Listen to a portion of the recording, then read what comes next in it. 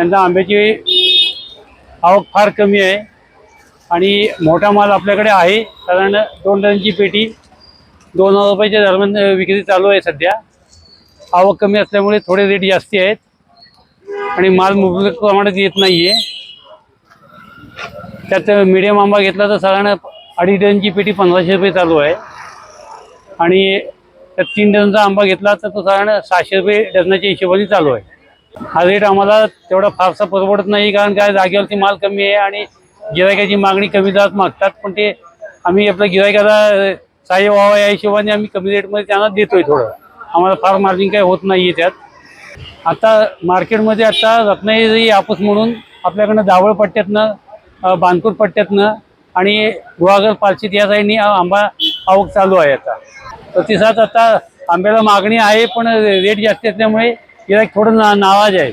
आवक फार कमी आहे। आवक फार कमी आहे।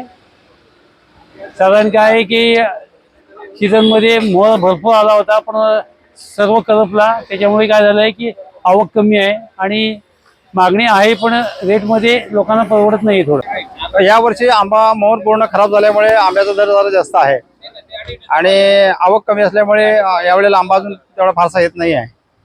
त्याच्यामुळे आंब्याची आता जर आवक वाढली आंबा मिळेल, पण यावर्षी आंबा खूप पूर्ण कमी आहे। मागणी आंब्याला आहे प्रतिवर्षाप्रमाणे, पण आंबा कमी असल्यामुळे आता बघा संपूर्ण रॅक खाली पडलेली आहे सगळ्यांची। साधारणपणे 700, 800, 1000, 1100 रुपये डझन विकतो।